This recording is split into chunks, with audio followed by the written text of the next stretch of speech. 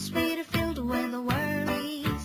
Don't be afraid when things go wrong, just be strong. When things is up in the air and everything is so unfair. Jajan adalah godaan yang paling kuat pada diri anak-anak. Semua yang mereka lihat pasti ingin dibeli. Yang penting, jajan dan jajan, makan dan makan. Jangankan memahami tentang makanan sehat, apakah orang tuanya memiliki uang atau tidak pun mereka juga belum paham. Ya, namanya juga anak-anak. Just remember that I'm here to stay. Don't you give up, keep your chin up and be happy. Menarik, enak, murah meriah, dan pastinya ikut-ikutan kawan mencoba-coba.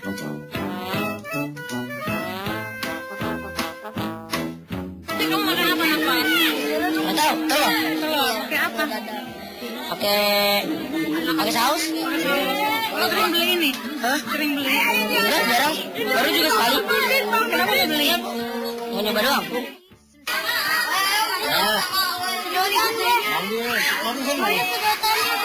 Itulah alasan mengapa murid-murid sekolah dasar ini membeli dan mengkonsumsi jajanan. And everything is so unfair. Ada telur goreng yang ditemani saus merah, Myself up and sing if one day. ada minuman dingin aneka warna, ada es goyang, When you're under a cloud. ada cakwe dengan saus merah menggoda, ada juga burger, dan masih banyak lagi. Anak-anak pastilah meliriknya. When you're under a cloud. Tampilan warna makanan yang mencolok akan menggoda selera dan mata. Tanpa pikir panjang, anak-anak akan langsung membelinya. Anak-anak adalah pangsa pasar yang paling besar untuk jajanan kaki lima ini. Karena meski anak-anak, namun kebutuhan menikmati jajanan justru sangat tinggi. Begitu gerbang pintu sekolah dibuka pagi hari, jam istirahat atau pulang sekolah, anak-anak pasti langsung menyerbu tukang jajanan. Dan saat itulah para pedagang kecil meraup keuntungan. Mereka berlomba-lomba menjajakan dagangan yang menarik mata anak dan menggoda selera. Kalau lagi rame ya lumayan, habisnya banyak. Kalau lagi sepi ya dikit lumayan lah. Kalau lagi rame apa aja? Kalau lagi rame mah otak-otak, yang rame mah nugget, sosis. Berapa untungnya sehari? Ya kira-kira sih kurang lebih lah 50.000 mah dapat, Mbak. To give up, keep your chin up and be happy. 7 makanan kayak pisang, kentang, nugget. Bikin sendiri? Iya, tadi pagi bikin dadakan ceples gitu. Laku berapa? Oh, nggak tentu. Untungnya Untungnya lumayan. berapaan tuh? Oh, masih diituin. Kira-kira Ya lumayan deh 100.000. Tentu saja untuk kelas anak-anak harga jajanan pun disesuaikan kantong anak. Jajanan ini hanya perlu dikemas dalam wadah kecil-kecil. Biasanya dijual dengan harga berkisar antara 500 hingga 1.000 rupiah. When things is up in the air. Lalu, bagaimana dengan kantin sekolah? And you stumble and Kantin adalah benteng terakhir untuk memastikan anak mendapatkan makanan yang bersih dan sehat. lose your way. Just remember one thing, my friend.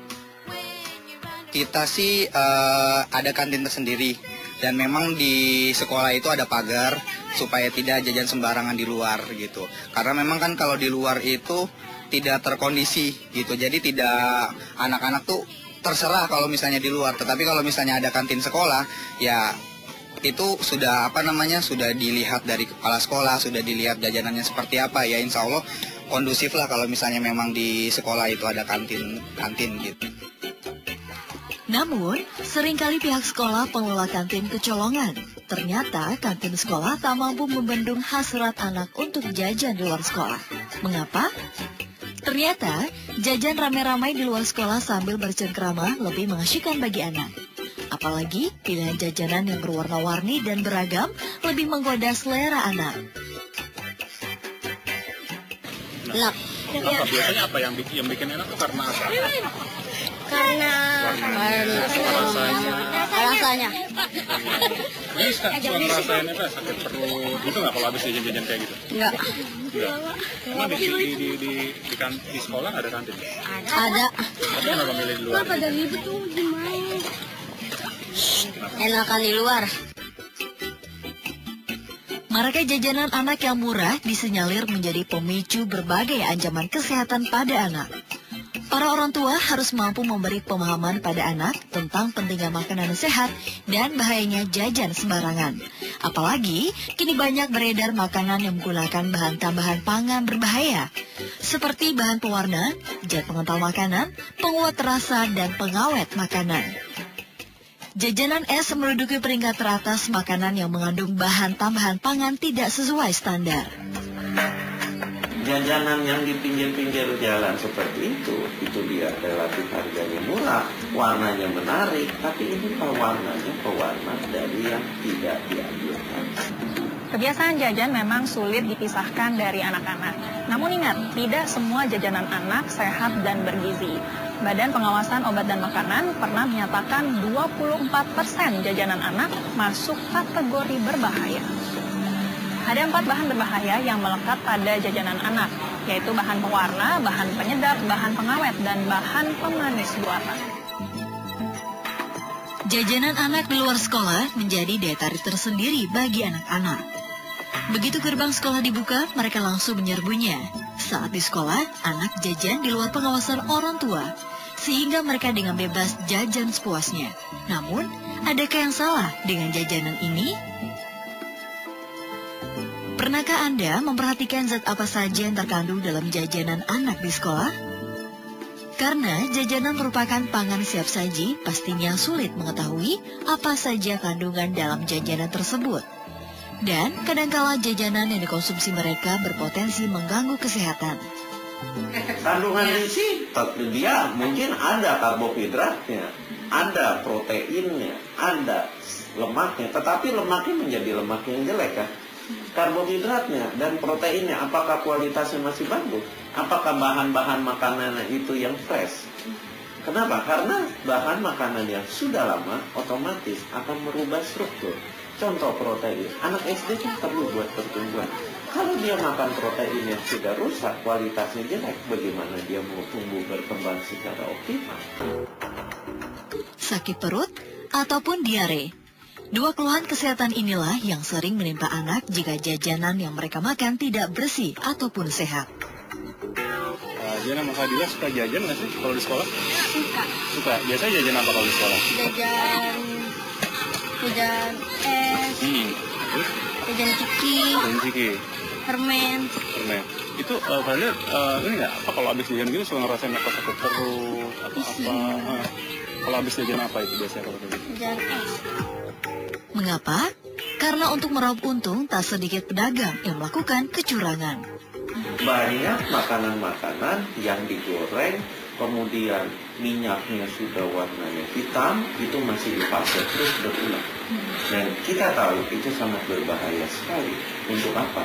Untuk asupan asam lemak trans. Asam lemak trans itu asam lemak yang sangat berbahaya, yang sangat mungkin terjadi penyumbatan pembuluh darah. Bahkan tak sedikit jajanan anak di luar sekolah mengandung zat berbahaya. Para pedagang nakal menambahkan pewarna tekstil, pemanis buatan, dan pengawet yang dapat membahayakan metabolisme tubuh anak.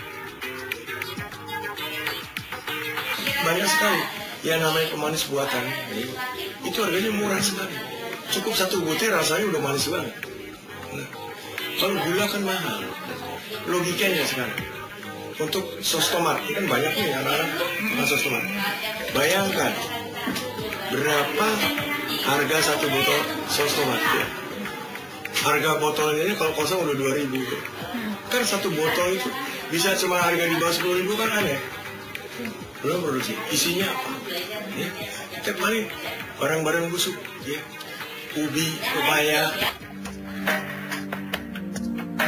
Gejala penyakit yang ditimbulkan tidak seketika dirasakan. Jika terus-menerus mengendap dalam tubuh, bahan berbahaya bisa menimbulkan kerusakan organ seperti ginjal dan hati.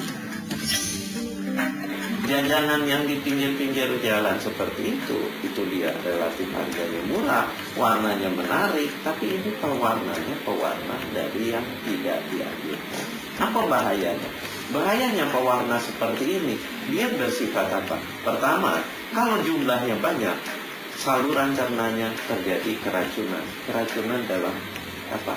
Yang segera akut disiram. Dia bisa muntah-muntah, bisa diare. Nah, yang bahaya kalau makannya sedikit-sedikit tapi si anak jajan setiap hari. Bayangkan kalau dia dari SD sampai lulus dia tetap jajan bertahun-tahun. Nah, ini yang dikenal namanya pemicu kanker. Keinginan anak untuk jajan di luar sekolah memang sulit dibendung. Meski enak, belum tentu jajanan pinggir jalanan itu aman dikonsumsi dan memenuhi gizi yang dibutuhkan untuk tumbuh kembang anak.